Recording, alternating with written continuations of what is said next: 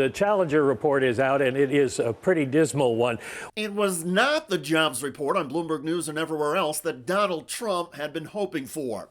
Layoffs in January were the highest to start a year since 2009. 108,435 job cuts announced in the month of January. That is the highest January total since 2009. As far as the numbers go, it's up 205% from December. Here's what it looked like on CNN. The 205% increase is roughly triple the number of December layoffs. 118% is roughly double the layoffs compared to January 2025. Hiring in January 2026 was also horrible. There were 5,306 employers announcing hiring plans, and that is the lowest January total since 2009 as well. 2009 was during the Great Financial Crisis after several U.S. banks had collapsed. That's how far back you have to go to find a job market at the start of the year this miserable. Hello, everybody. David Shuster here. Here are the hard numbers from Bloomberg. 108,000 jobs cut in January, highest January total since 2009. 5,300 employers announcing hiring plans, lowest January total since 2009. Who cut the most? Well, transportation was the biggest, and that was largely due to UPS announcing 30,000 job cuts, followed by Amazon and their 16,000. But healthcare, which is an unusual one to be in this category, was also big.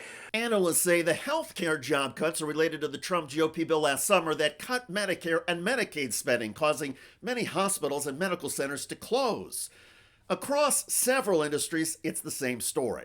Job hiring is down, and job cuts and layoffs are up. You put those together, and that suggests that, okay, companies are not hiring much, they're not looking to add to their staffs, and they might be kind of increasing the rate of layoffs. That's a terrible combination. We already have weak job growth over the second half of 2025. That's reflected in the payrolls numbers that also reflect kind of deportations and less labor supply. But there's some real signs of weakness around the corner. Economic and labor force weakness. But how can that be? Donald Trump keeps promising us that everything has been solved. And if there are any problems, well, it's Joe Biden's fault. We inherited very high prices, and we inherited the highest inflation in 48 years. I say the history of our country. I think it sounds almost the same. Actually, I think 48 years sounds actually worse for some reason. Here is the fact check on MS Now from economist and investor Steve Ratner. He didn't inherit the worst inflation history or any inflation above normal to speak of. We did have a significant amount of inflation, of course, during COVID, up to 9%. We worked our way down, and this is the Biden administration. It worked its way down, down, down, down, down. It got down to right around 3% when President Trump took office, and now it's at about 2.7%. So he inherited a very stable rate of inflation, and it only got marginally better. Economists say the hurdles under Trump are tariffs and Trump's trade war instability. Businesses have been unable to make plans or have any certainty about rules, prices, and competition. And so part of why inflation hasn't gotten down to 2%, as the Fed wants and as has been promised, is because of the tariffs, as a matter of fact. Donald Trump has repeatedly pointed to the tariffs and said they are causing a boom in U.S. manufacturing. The theory is that if it's cheaper for a company to make products in the United States than produce the products overseas that are slapped with Trump tariffs, the companies will pick up and move their manufacturing to the United States. And that's fine in theory, but in reality, Trump's on again, off again, on again tariffs haven't sparked anything but confusion. And in Donald Trump's second term, the United States has lost manufacturing jobs every month Trump has been in office. Trump, of course, claims the opposite. They're now building additional plants in the United States, as is everybody else.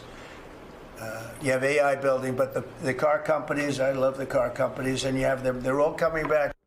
They are all coming back. Car manufacturing and so much else. No. This is money spent to build manufacturing facilities as opposed to making products, has actually been going down. It did go up, in fact, in 23, 24. And a lot of this was under Joe Biden, of course, and a lot of it had to do with the passage of the Chips and Sciences Act, which did spur a lot of new investment in Phoenix, Arizona, and places like that. But as of now, since Trump came in, it has just been going down. If you look at jobs, you can see, in fact, we had COVID back here, so job creation was really bad. Then it recovered, but it is not really recovered, never really recovered much past where it was before COVID. And again, manufacturing employment is declining. And if you talk about the car companies, theirs is also declining. In 11 months, we've taken in more than $18 trillion. So they did less than $1 trillion, Scott, in a period of 4 years. And we've done $18 trillion in less than 1 year. So, but his own website, this is the most incredible thing, his own website only claims credit for $9.6 trillion. And so you'd think they would at least change the website or he would stop saying it, but no, they don't do either. But in fact, there's no real evidence of that either so far. You can see that this is total private investment in all the kinds of things the president's talking about. It's been running consistently at about $1 trillion a quarter. And you can see here that it hasn't really gone up much. So a couple other things about this. First of all, when he says Biden only got $1 trillion, Biden got $1 trillion a quarter, $4 trillion a year during his time in office. The likelihood of the president producing $18 trillion when our total investment is around $1 trillion is kind of laughable. And in fact, if you dig into some of the projects that are in this website, you'll see some of them, like some things Apple is doing, like the semiconductor plants in Arizona that I mentioned, already happening or would happen anyway and have nothing to do with anything the president's done. Economists have long said that the best indicator of the health or sickness of the U.S. economy is the labor market. When the market is growing, with more jobs being added than taken away, the U.S. economy has almost always grown as well. When the labor market is shrinking or contracting, the U.S. economy follows suit. To be fair, there are other indicators and factors as well. Consumer confidence, for example, accounts for an estimated 2/3 of all U.S. economic activity. But consumer confidence has also plunged to the lowest levels the polls have ever recorded. And that's despite most Americans seeing their stock market investments rise over the past year. The bottom line is that the foundations of the U.S. economy are in trouble. And no matter how much Donald Trump and his economic team try to spin the news, the latest reports about job losses and manufacturing declines are brutal.